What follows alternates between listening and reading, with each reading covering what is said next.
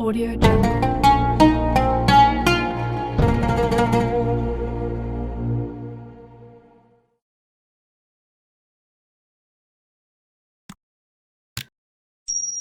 Audio Jungle.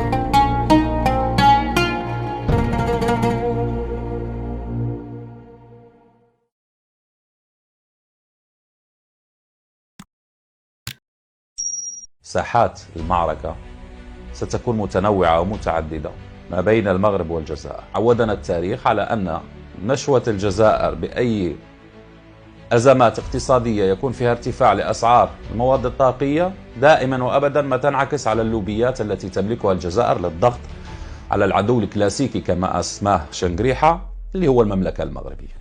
ويعتقد البعض الآخر بأن فقط السعار الذي أصاب النظام العسكري في الجزائر وبدأ يوزع حقائب الأموال من هنا وهناك بإمكانها أن تؤثر على المغرب. هناك بعض الأمور مع لوبيات ومؤسسات داخل فرنسا من أجل مهاجمة المغرب. لماذا؟ لأن المغرب اليوم خرج من عباءة فرنسا وأصبح المغرب ينسج اتفاقيات متطورة فيها قضيته المركزية الصحراء المغربية في صلب الاهتمامات مع إسبانيا. فرنسا الضرب من تحت الحزام، والمغرب اليوم لا يريد أن يهادن في عدد من الملفات، والمغرب اليوم مقبل ربما على استضافة قاعدة عسكرية أمريكية على أراضيه، والمغرب اليوم يدخل في شراكة استراتيجية مع مجموعة من المحاور القوية اقتصاديا وسياسيا، حتى مع الصين لا يعجبهم ذلك، مع الهند، مع غيرها من الدول. لديه حلف عربي خليجي قوي يقف ويسانده ويدعمه في كل قضاياه المصيرية. مغرب الأمس ليس هو مغرب اليوم ولن يكون مغرب الغد أيضا. لدينا الحق بأن نحلم، لدينا الحق بأن نخرج من عباءتكم، لدينا الحق بأن يكون لنا مستقبل زاهر، لدينا الحق بأن نفتخر بثقافتنا، لدينا الحق بأن نفتخر بحضارتنا، لدينا الحق أن نجلس معكم على طاولة المفاوضات ونحاوركم الند للند، لدينا الحق أن ندافع عن وحدتنا الترابية وعن قضايانا المركزية، لدينا الحق أن يكون لدينا أبعاد هوياتية عقدية، أن ندافع على هويتنا وعقيدتنا كما نشاء، لدينا الحق أن لا نقبل الإساءات، لدينا الحق أن نرد عليكم إعلاميا وثقافيا وأدبيا وفكريا. هذه حقوق لا يصادرها أحد، هذه الحقوق التي نريد أن نتحدث عنها. إن كنتم تجادلون وتتحدثون عن حقوق الإنسان عودوا إلى ماضيكم البائس اليئيس الذي قمتم به بإبادات جماعية في مجموعة من قارات العالم وسلبتم الناس خيراتها، واستعماركم لم يبقي ولم يذر ولم يجعل من الشرق الأوسط ولا حتى أفريقيا فقط بداية أو منتهى لهذا الاستعمار، ولكن توغلتم وفعلتم ما شئتم، واليوم تحاضرون علينا بحقوق الإنسان. مثالكم مثال الداعرة التي تحاضر بالشرف. مساء الخير أيها الأوفياء، إطلالة جديدة نتمنى أن تكون مفيدة، وموضوعها هام وهام جدا. موضوعها يتعلق بشريك وحليف استراتيجي للمملكة المغربية، ليس في البعد الاقتصادي فقط ولكن سياسيا وأيضا أمنيا وفي قضايا عدة منها الهجرة وأمور كثيرة جدا. حديثنا اليوم عن البرلمان الأوروبي. البرلمان الأوروبي الذي شاهد تطور العلاقات المغربية الأوروبية خاصة بعد انفراجة الأزمة مع كل من إسبانيا وأيضا ألمانيا، وهذا الأمر الذي بكل صراحة أزعج الشقيق الجزائر. وكنا قد قلنا لكم في أحد الفيديوهات السابقة بأن مسارح المعركة، ساحات المعركة ستكون متنوعة ومتعددة ما بين المغرب والجزائر. كيف ذلك؟ قلنا أن ملف قضية الصحراء المغربية بالنظر إلى التطورات المتسارعة في هذا الملف وكلها مكتسبات لصالح المملكة المغربية، الصفعات التي تلقاها أعداء الوحدة الترابية كانت متتالية ومتسارعة وفيها انتصارات كبيرة جدا للمغرب، كبيرة على المستوى الاستراتيجي، مش زعما صافي كلام، أقوال، مواقف شفهية، بيانات وبلاغات تقف مع المملكة المغربية. لا، منذ تحرير أو إعادة الحركة لمعبر القرقارات، تلك الصفعة القوية التي كانت لقيادات جمهورية صندلستان وما تلاها من قرارات أممية 26/02 و26/54 اللي كلها كتأكد على أنه المغرب أوفى بالتزاماته، واليوم الكرة في ملعب الطرف الأساسي والرئيسي في النزاع المفتعل اللي هو الجزائر، وأيضا الجبهة الانفصالية. وأن هذاك المبعوث الأممي ستيفان دي مستورا قدم تقاريره وسيعود للمنطقة بانتظار الموائد المستديرة اللي لابد أن يشارك فيها كل الأطراف. قلنا ساحات المعركة متنوعة، لماذا؟ لأن هناك فلوس. الغاز ارتفع ثمنه، ارتفع عليه الطلب، ودائما وأبدا عودنا التاريخ على أن نشوة الجزائر بأي أزمات اقتصادية يكون فيها ارتفاع لأسعار المواد الطاقية دائما وأبدا ما تنعكس على اللوبيات التي تملكها الجزائر للضغط على العدو الكلاسيكي كما أسماه شنقريحة اللي هو المملكة المغربية.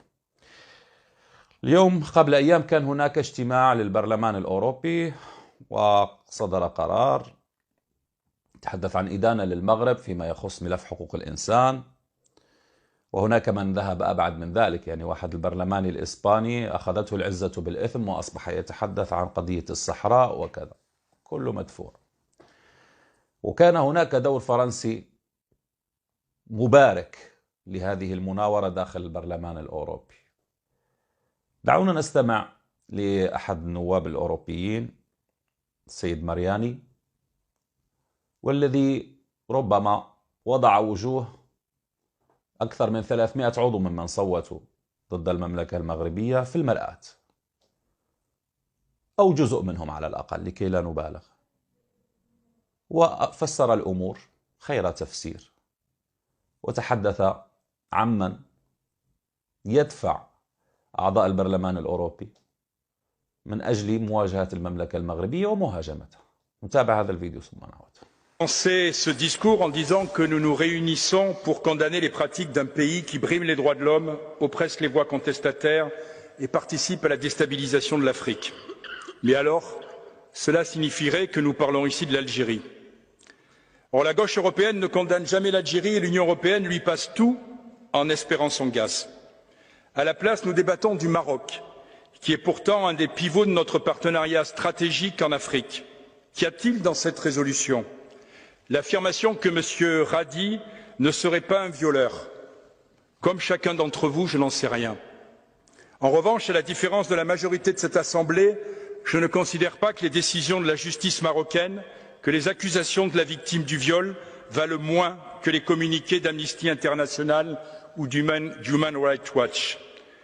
Le récent exemple des pratiques de l'ONG Fight Impunity devrait d'ailleurs avoir alerté chacun d'entre nous sur le crédit que nous accordons systématiquement aux ONG. Comme les États, elles ont leurs intérêts et leurs limites. Si M. Radi est victime d'un complot, c'est à ses avocats et au peuple marocain de le démontrer. Et ce n'est pas au Parlement européen de s'essuyer les pieds sur la justice marocaine. إذن كلام واضح. أين أنت أيها اليسار الأوروبي؟ أين أحزاب اليسار؟ ومن يزعزع استقرار أفريقيا؟ ومن لديه سجل حافل بالانتهاكات الحقوقية؟ ومن على أرضه تنتهك الحقوق هناك في تندوف؟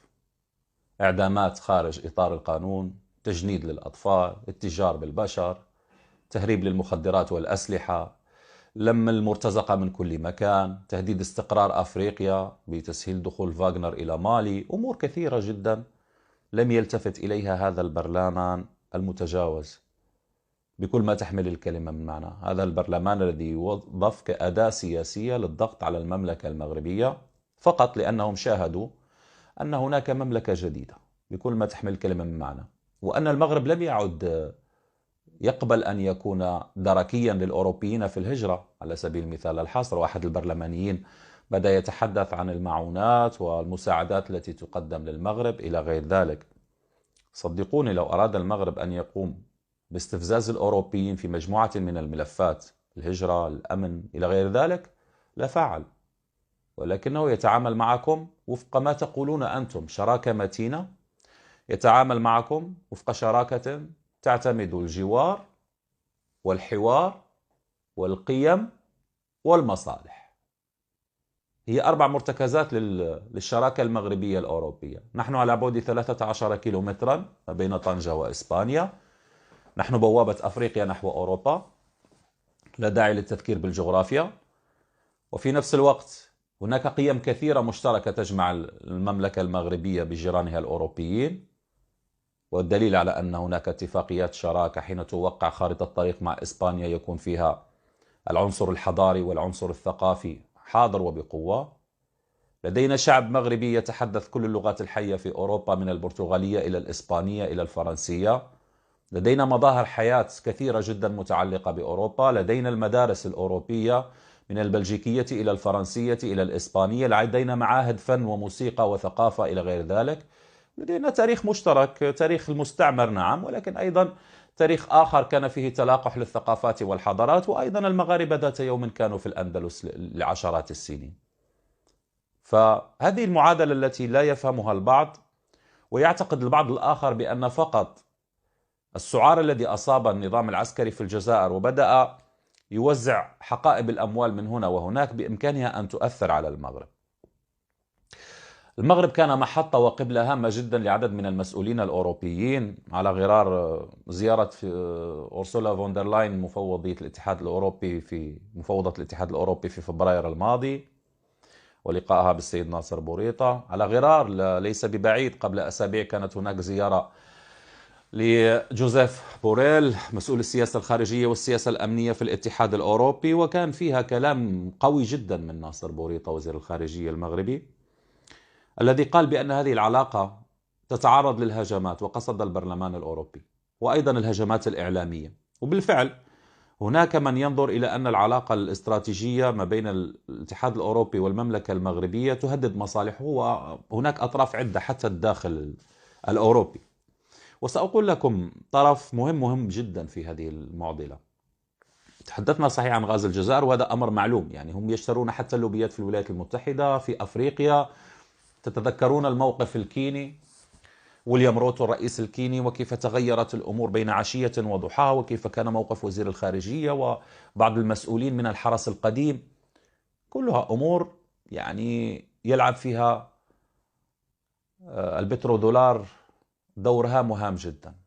اليوم قد أقول لكم بأن هناك تلاقي مصالح ما بين الجزائر وفرنسا في مهاجمة المغرب. لن أعرج على زيارة ماكرون الذي اختار زيارة الجزائر بعد الولاية الرئاسية الثانية، ولكن في طيات بعض الاتفاقات هناك بعض الأمور مع لوبيات ومؤسسات داخل فرنسا من أجل مهاجمة المغرب. لماذا؟ لأن المغرب اليوم خرج من عباءة فرنسا، وأصبح المغرب ينسج اتفاقيات متطورة فيها قضيته المركزية الصحراء المغربية في صلب الاهتمامات مع إسبانيا، فتبدأ العلاقة من هناك. ما قاله العاهل المغربي في أحد خطاباته حين قال بأن قضية الصحراء هي المنظار التي ينظر بها المغرب إلى شركائه تقليديين مش تقليديين، لا يهم أي شريك حتى وإن كان جديد. هناك التنوع في العلاقات التي أوصلت المغرب إلى إنهاء أزمة صامتة مع ألمانيا، وبدأت تتطور العلاقات. هناك إنجلترا والمملكة المتحدة التي انسحبت من الاتحاد الأوروبي، والمغرب له اتفاقيات هامة وضخمة وشراكة ستصل بإذن الله إلى مسألة اعتراف رسمي بمغربية الصحراء. وما دل على ذلك إلا قرار المحكمة الإدارية في لندن حين أقر أن اتفاقيات الشراكة التجارية ما بين المملكة المتحدة والمملكة المغربية تشمل الأقاليم الجنوبية. صفعة جديدة لجمهورية صندلستان وأيضا التخمة العسكرية الحاكمة هناك. فرنسا يا فرنسا، فرنسا الضرب من تحت الحزام، والمغرب اليوم لا يريد أن يهادن في عدد من الملفات.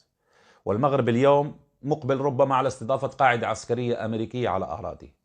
والمغرب اليوم يدخل في شراكة استراتيجية مع مجموعة من المحاور القوية اقتصاديا وسياسيا، حتى مع الصين لا يعجبهم ذلك، مع الهند، مع غيرها من الدول. لديه حلف عربي خليجي قوي يقف ويسانده ويدعمه في كل قضاياه المصيرية.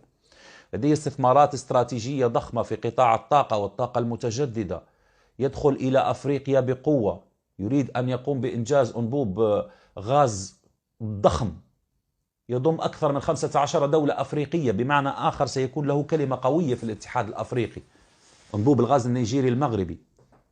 طيب ماذا؟ قد تلتفت إليه إسبانيا وإيطاليا ومجموعة والبرتغال ومجموعة من الدول الكبرى اليوم التي تعيش أزمات طاقية. إن بالفعل بعد 10-15 عاما كان هذا الأنبوب حيز التنفيذ ويمر من طنجة إلى قادش الإسبانية. فهذا المغرب لابد أن يكبل، أن يقيد، أن يكون تحت اليد بالنظرة الاستعمارية التي قلنا لكم بأنها لم تنفع. مغرب الأمس ليس هو مغرب اليوم ولن يكون مغرب الغد أيضا. أعطيناكم درس مستوحى من عالم الرياضة من كرة القدم، منكم من صفق، منكم من هلل، منكم من أشاد، ولكن منكم من تراجع إلى الخلف وقال إلى أين يسيرون هؤلاء؟ اليوم هؤلاء يريدون أن يكونوا بالفعل قوة إقليمية ضاربة، وهم بوابتنا لأفريقيا، وينسجون الشراكات مع مجموعة من الشركاء، فبالتالي عليهم أن يخضعوا لبعض الشروط. الدليل الكل يتذكر أن كانت هناك زيارة لإيمانويل ماكرون إلى المملكة المغربية في شهر أكتوبر الماضي، قالها في أحد المدن الفرنسية، لم يأتي. بمعنى آخر أن السياق أو الظروف أو البيئة التي تمهد لهذه الزيارة لم تعد قائمة بعد.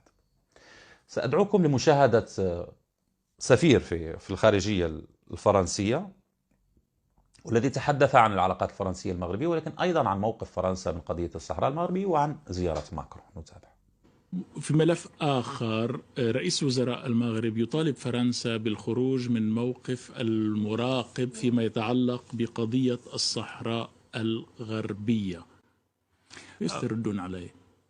المغرب يعرف تماما موقفنا التي أكده وزيرة الخارجية كاترين كولونا في آخر زيارتها إلى المغرب في مؤتمر صحفي مشترك مع زميلها ناصر بوريطة. إذن فرنسا قالت منذ البداية هذا موقف يعني حاسم ثابت، أنه المبادرات المغربية للحكم الذاتي تشكل قاعدة جدية ذات مصداقية في اتجاه حل متفاوض عليه. هذا المهم. على هذا الأساس نريد الرجوع استئناف مفاوضات بين الأطراف المعنية حتى يعني تصل إلى حل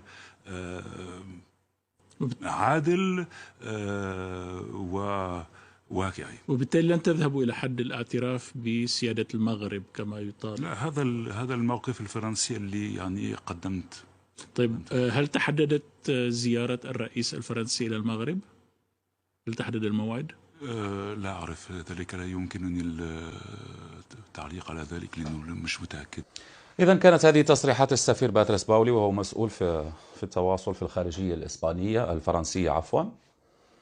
تحدث أيضا عن زيارة كاترين كولونا للمغرب، وأنها هي التي أكدت موقف فرنسا. موقف فرنسا ثابت بصراحة، لا تعارض في مجلس الأمن التصويت على القرارات الأممية الخاصة بقضية الصحراء المغربية، تؤيد الحكم الذاتي كمقترح جدي واقعي متوافق بشأنه قابل للتطبيق كحل سياسي لقضية النزاع المفتعل حول الصحراء المغربية. كرر ذات الخطاب حول زيارة ماكرون، قال بأنه لا يعلم، ليس لديه معلومات أو من صلاحيته الحديث عن ذلك، ولكن ما أثارني هو العنوان الذي قامت بوضعه فرانس 24 على هذا الفيديو: فرنسا ترفض الاعتراف بمغربية الصحراء. يعني كتشوفوا ذيك المناورات الإعلامية اللي تحدث عنها بوريطة إبان استقباله لجوزيف بوريل وكان مباشر معه، تتكرر.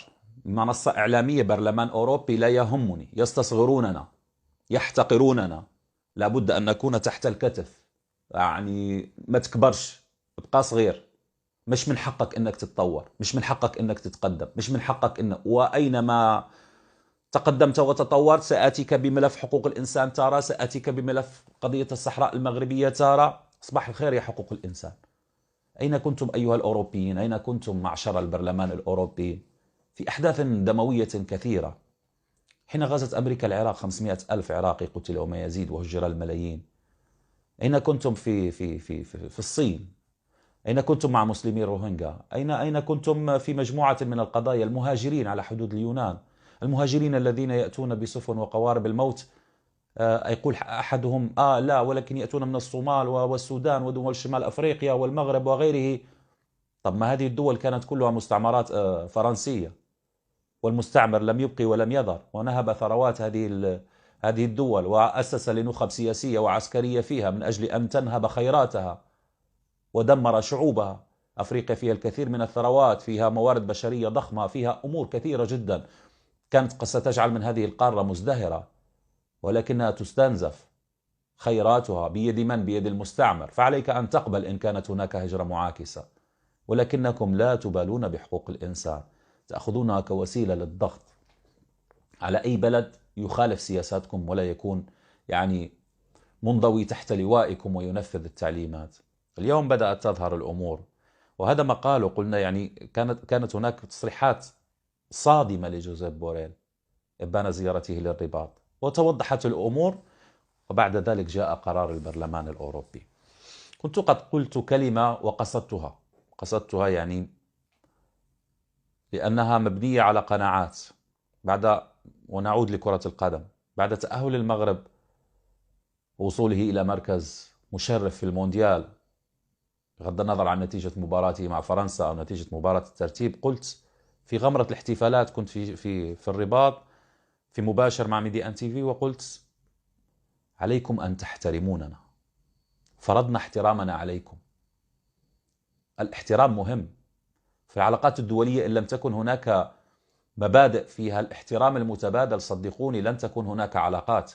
مسألة النظرة المنفعية كمستعمر والتبعية لك أصبحت من الماضي لكثير من الدول. كثير من الدول، البرازيل نهضت اقتصاديا وفرضت نفسها. اليوم نشاهد دول الخليج العربي تقول لا للنظام الأمريكي ولا للنظام الصيني ولا الروسي ولا النظام الأوروبي، لمجموعة من القوى العالمية التي كانت تفرض سياساتها.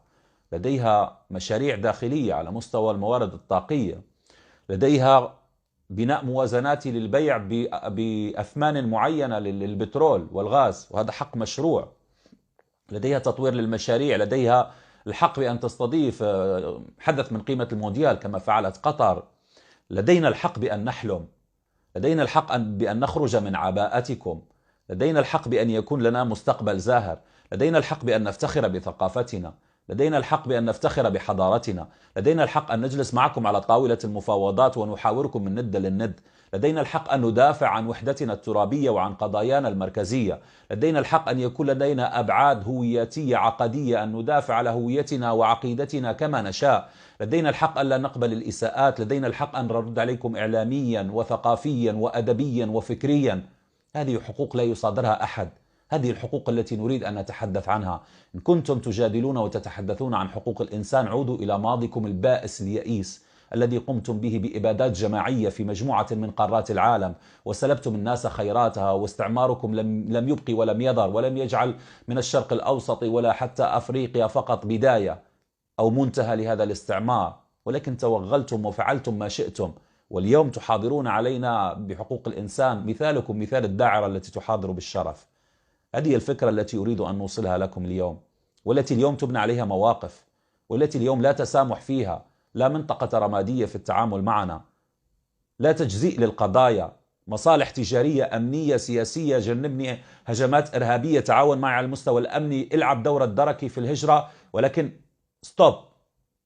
هناك بعض الأمور عليك أن تتفاوض بشأنها، هناك بعض التنازلات عليك تقديمها. لا، ذلك الزمان انتهى. وبالنسبة لفرنسا، ونحن نتحدث عن فرنسا، كيف حال أصدقاء فرنسا؟ الصافي السعيد يجيب، هذا الكاتب والمحلل السياسي التونسي نتابع. أنت هل رأيت دولة صديقة لفرنسا متقدمة؟ بالله شو عملت فرنسا 150 عام تحكم في افريقيا؟ شو الدولة الافريقية المتقدمة وراها فرنسا؟ هل فرنسا تساعد في أي دولة؟ فرنسا ساعدتش أي دولة. أنتم مثلوا حالكم ببلدان أقل منكم حتى تفهموا. نكتفي بهذا القدر. أصدقاء فرنسا دول فاشلة. أتذكر حديث السفير الفرنسي في الجزائر في مقال كتبه. ماذا قال؟ قال الجزائر في طريقها للفشل، وأتمنى ألا تجر معها فرنسا إلى الفشل.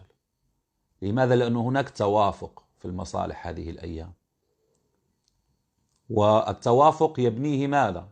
يبنيه العداء مع المغرب.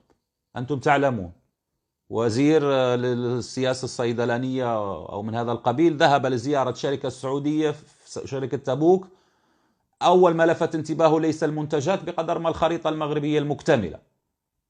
استفزته من الداخل، عقيدتهم الدبلوماسية، عقيدة عملهم داخليا خارجيا، في الاقتصاد، في الدواء، في تطبيب الحمير، في أي شيء، هو المغرب. زيارة شنقريحة المرتقبة إلى فرنسا أيضا فيها ماذا؟ فيها تسلح. الجزائر ب13 مليار دولار تتسلح من روسيا، ميزانية وضعت ودفعت.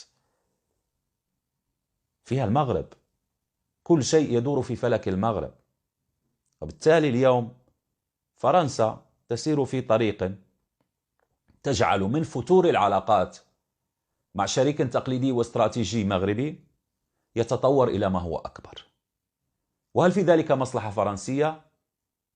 كان يا ما كان في قديم الزمان، حين لم يكن هناك شركاء أقوياء، حين المغرب لم يكن يبني أحلاف فيها من يرسم السياسة الدولية، من يبني النظام الدولي اقتصاديا وسياسيا وأمنيا، حين كنا نفضل ونفاضل فرنسا على غيرها. اليوم لا، اليوم اللي عنده شباب واحد الله يسده عليه.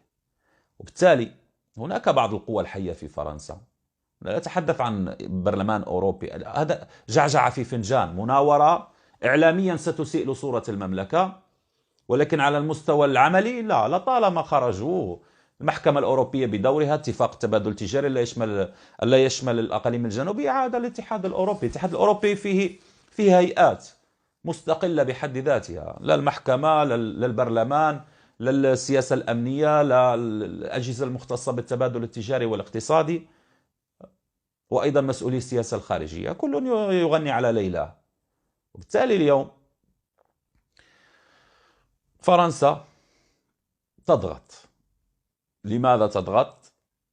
ماذا تبحث؟ أعتقد أن الدبلوماسية المغربية واعية بما يحدث وتعرف ما تفعل، وبالتالي قوموا بمناوراتكم الإعلامية، اخرجوا ببرامج تلفزيونية ومقالات صحفية. أدخلتم المغرب في بيغاسوس، فشلتم في ذلك. حاولتم أن تقولوا أنه يتجسس على هذا وذاك ويستخدم هذه التقنية، من يبيع التقنية نفى. اليوم تغيظكم بعض الشراكات خاصة على المستوى العسكري والأمني، الأمر لا يعنينا. هناك من يريد لهذا البلد أن يبنى بطريقة مغايرة عن التي كانت، ويريدون للمملكة أن تكون قوة في المجال الاقتصادي والسياسي والثقافي حتى، وأن يكون لنا موطئ قدم مع الأمم الكبرى التي كبرت ونشأت وأصبحت تجالسكم على الطاولة وتقوم معكم بسياسة الند للند. ما نقدرش نسالي هذا الفيديو دون أن أحيي منتخبنا الوطني لكرة اليد الذي أفرحنا وأسعدنا في مونديال أو بطولة العالم كأس الرئيس. حقق انتصار يعني مستحق في الأنفاس الأخيرة على شقيقه الجزائري، فحق له الفرح. معليش، كانت هناك نتائج شوية مخيبة للآمال قبل ذلك في مجموعة من المباريات، ولكن يشفع لكم هذا الانتصار لأنه كان فيه نوع من إثبات الذات. وإن شاء الله كرة اليد تنسج على منوال كرة القدم وما حققه المنتخب الوطني، وتكون الانتصارات دائما وأبدا حليفة هذه الأمة المغربية الجميلة التي تستحق الأفضل. شكرا لكم وإلى اللقاء. Audio Jungle.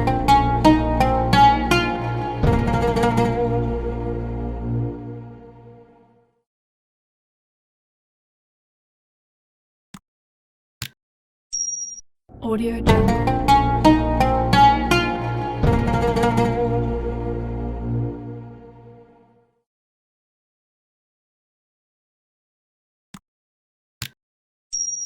Audio Jungle.